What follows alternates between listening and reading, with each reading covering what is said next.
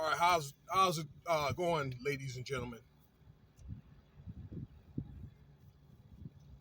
As you guys get ready for the weekend, I'm pretty sure y'all gonna be grilling. Some people are gonna be on the roads, traveling or be on the plane or whatever, traveling. Y'all be safe out there, okay? Be vigilant, look out for yourselves and one another. And thank you for your time, okay? So I had a couple of things I'm gonna talk about. Today's gonna be a long day because I'm gonna be getting on the road myself, trying to spend some father's time with the kids. Uh, this is a very important subject about this debt ceiling thing. All right, it's something that's becoming a very, very serious thing that this bricks where in which I'm gonna get into later today. Okay, where it's more and more countries joining. Okay, uh, it's been like more than 40 countries, something like that. Okay, but for some reason, between let's see here, Congress and the Biden administration, they cannot come up with some type of resolution to try to raise the debt ceiling. And even if they do, that means inflation is going to increase when they're trying to get the Fed Bank. It's trying to get the inflation down, okay? But it's just going to add more to the problem.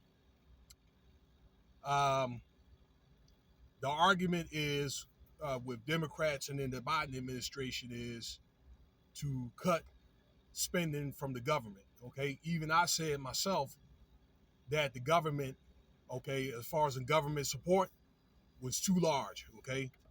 That they have to figure out a way to downsize the government and also congressional spending, which they don't talk about, all right? Because all of them, no matter what party, okay, they spend money and they overspend. And furthermore, stuff like space programs and all this bull crap that we don't need, okay? We have a lot of spending that they do that they don't need. They got money stashed up in other uh, departments and I said this before, like the Department of Defense, Department of Interior, okay, sitting on relief money and all that, all right, when they could use some of the money that they already have. But it seems like it's something deeper than government spending. Okay, I'm thinking there's something that, and this is just my opinion, y'all, that Joe Biden wants. Okay, um,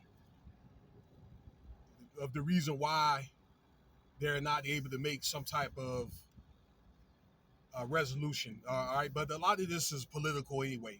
Again, no matter what you may think, if you're trained or not, all right. And me, I'm not economist. Okay, I wasn't trained. I wasn't chosen to be one, but I'm driven. All right, where I could take certain clues or whatever and connect the dots. Okay, again, as you see, it's all political. You got right now, DeSantis wants to run for president. He's probably going to run against Trump. And then pretty soon you're going to hear about Gavin Newsom, the governor of California, running against Joe Biden. It's all political to this point, okay? Whatever they want to do, they're going to do. President Biden does not predict a default. But what I want you to do, and I've been saying this for many months now, on what you need to do to prepare. Okay, if you're maybe less fortunate or you're like a middle class person, for if they do have a default in the event. Now, the debt ceiling is supposed to be needs to be raised by June the 1st. Otherwise, the government goes into default.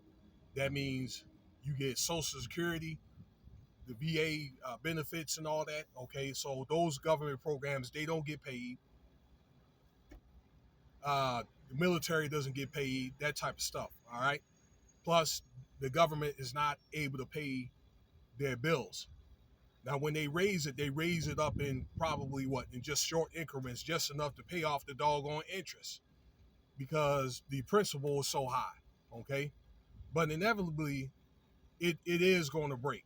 Okay, I'm thinking the only way that they're going to be able to save the economy from going bust is that the dollar has to be put back on the gold standard. But particularly like with the BRICS system coming in, that's going to take a butt chunk out of the dollar.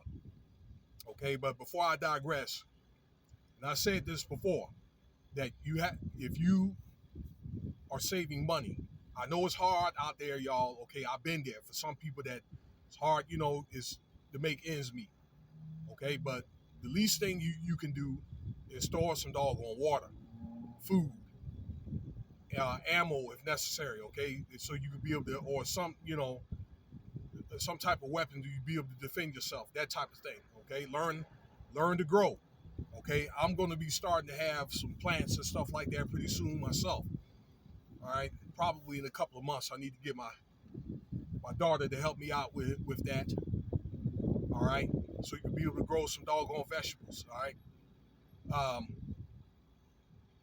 Again, I know it's hard to save, but I was telling you, if you starting out saving, you know how that old person used to say, save 10%, 15%, don't touch it.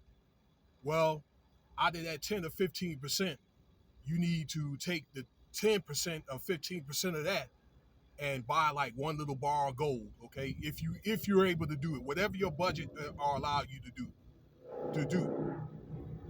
Once you start saving for a while, and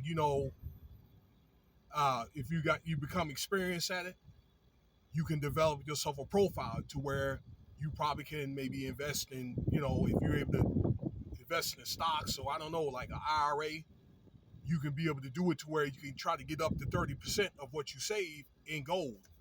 All right. So get yourself a safe. They also have like gold stocks or whatever, so gold or silver stocks of your choice.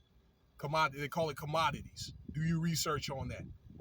Okay, but that's how you're going to need to do. And also you're going to have to get yourself, along with some food, maybe like a stash where you and only you know where it's at, and you can be able to get here because in case they go to a bartering system.